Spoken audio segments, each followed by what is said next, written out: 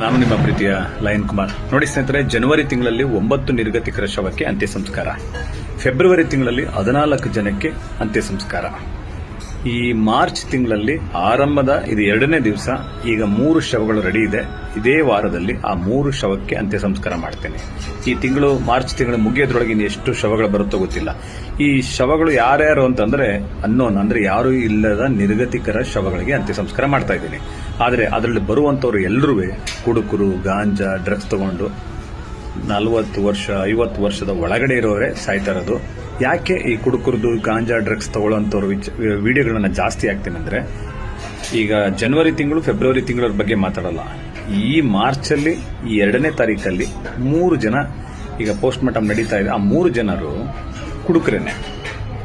ಅವ್ರ 3 ಜನಕ್ಕೆ 3 ಫ್ಯಾಮಿಲಿ ಇರುತ್ತಲ್ವಾ, ಅವ್ರಿಗೆ ಹೆಂಡತಿ 1-2 ಮಕ್ಳು ಇದ್ದೇ ಇರುತ್ತಲ್ವಾ. ಆ ಹೆಂಡತಿಗಳ ಅವ್ರ ಜೀವನ ಏನು, ಗೆಲ್ಲಿಗೆ ಹೋಗೋದು. ಈಗ ಅವ್ರು ಇಲ್ಲಿ ತೀರೋಗಿರೋದು ಅನ್ನೋದೇ ಯಾರಿಗೂ ಗೊತ್ತೇ ಇರೋದಿಲ್ಲ ಅವ್ರ ಹೆಂಡತಿ ಮಕ್ಕಳಿಗೆ. ಹೇಳಿ, ನೀವೇ ಹೇಳಿ, ಹೆಂಡತಿ ಮಕ್ಕಳಿಗೆ ಗೊತ್ತೇ ಇರೋದಿಲ್ಲ.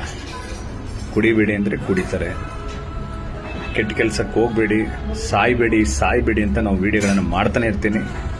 ಆದರೂ ಇಲ್ಲ ಸರ್, ನಾವು ಸಾಯಕ್ಕೆ ಬಂದಿರೋದು, ಹುಟ್ಟಿರೋದೇ ನಾವು ಸಾಯಕ್ಕೆ, ಆದರೆ ಬೇರೆಯವ್ರ ಥರ ಸಾಯಲ್ಲ, ಈ ರೀತಿ ಸಾಯ್ತೀವಿ ಅಂತ ಸಾಯ್ತಾರೆ ಸ್ವಲ್ಪ ಜನ. ದಯವಿಟ್ಟು ಕನ್ನಡಿಗರೇ, ಹೊರಗಿನವ್ರು ಸಾಯ್ತಾ ಇಲ್ಲ, ನಮ್ಮವರೇ ಸಾಯ್ತಾ ಇರೋದು. ನಮ್ಮವ್ರಿಗೆ ಇನ್ನೂ ಯಾವಾಗ ಬುದ್ಧಿ ಬರುತ್ತೋ ಗೊತ್ತಿಲ್ಲ.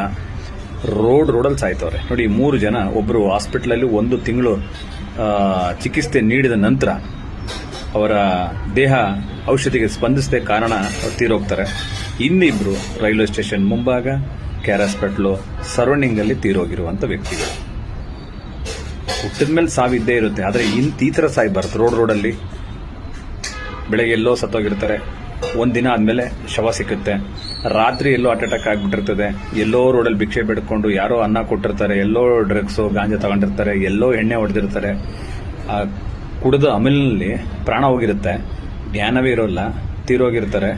ಮಾರ ದಿನ ಬೆಳಗ್ಗೆ 8 ಅವರ್ 9 ಅವರ್ 10 ಅವರ್ ಆದ್ಮೇಲೆ ಈ ರೋಡಲ್ಲಿ ರಸ್ತೆಗಳಲ್ಲಿ ಕುಡಿದ್ಬಿಟ್ಟು ಬಂದಿರ್ತಾರೆ. ಯಾರು ಅವರನ್ನ ಎದ್ದೇಳಿಸಲ್ಲ. ಯಾಕೆ ಎದ್ದೇಳಿಸಲ್ಲ ಅಂದ್ರೆ, ಕುಡಿದಿರ್ತಾರೆ. ಅವ್ರ ವಿಷಯಕ್ಕೆ ನಾವ್ಯಾಕೆ ಹೋಗೋಣ ಅಂತ 106 ಜನ ರಸ್ತೆಯಲ್ಲಿ ಓಡಾಡಿದ್ರು ಯಾರು ಅವ್ರನ್ನ ಎದ್ದೇಳಿಸಲ್ಲ. ಆದರೆ ಅವ್ನು ತೀರಿ ಹೋಗಿರ್ತಾನೆ. ಅನುಮಾನ ಬಂದು ನೊಣ ಮುಟ್ಕೊಂಡ್ಮೇಲೆ ಸಾರ್ವಜನಿಕರು ಪೊಲೀಸ್ ಆರಕ್ಷಕರಿಗೆ ಮಾಹಿತಿ ತಿಳಿಸ್ತಾರೆ. ಅವಲ್ಲೇ ಅವ್ರು ಬಂದು ಮಿಕ್ಕಿದ್ದ ಎಲ್ಲ ಕಾರ್ಯಗಳನ್ನು ಮಾಡ್ತಾರೆ. ಇದೇ ವಾರದಲ್ಲಿ ಈ 3 ಶವಗಳಿಗೆ ಅಂತ್ಯ ಸಂಸ್ಕಾರ ಮಾಡ್ತೀನಿ. ನನ್ನ ನಿರಂತರವಾದ ಸೇವೆಗೆ ನನ್ನ ಪೇಜನ್ನು ಫಾಲೋ ಮಾಡಿ. ನನ್ನ ಸೇವೆ ನಿಮ್ಗೆ ಇಷ್ಟ ಆದರೆ, ನಾನು ಮಾತಾಡೋದು ನಿಮ್ಗೆ ಇಷ್ಟ ಆದರೆ ಒಂದು ಕಮೆಂಟ್ ಮಾಡಿ. ಸ್ನೇಹಿತರೆ, ದಯವಿಟ್ಟು ನಮ್ಮ ಕನ್ನಡಿಗರು ಕುಡಿದು ಗಾಂಜಾ ಬೇರೆ ಬೇರೆ ಕೆಟ್ಟ ಚಟಗಳಿಗೊಳಗಾಗಿ ಸಾಯಬಾರ್ದು. ಹುಟ್ಟಿದ ಮೇಲೆ ಏನಾದರೂ ಸಾಧನೆ ಮಾಡಬೇಕು. ಸಾಧನೆ ಮಾಡಲಿಲ್ಲ ಅಂದ್ರೂ ಪರವಾಗಿಲ್ಲ, ನಿಮ್ಮ ಹೆಂಡತಿ ಮಕ್ಕಳಿಗೆ ಮೋಸ ಮಾಡಬೇಡಿ. ಜೈ ಹಿಂದ್, ಜೈ ಕರ್ನಾಟಕ.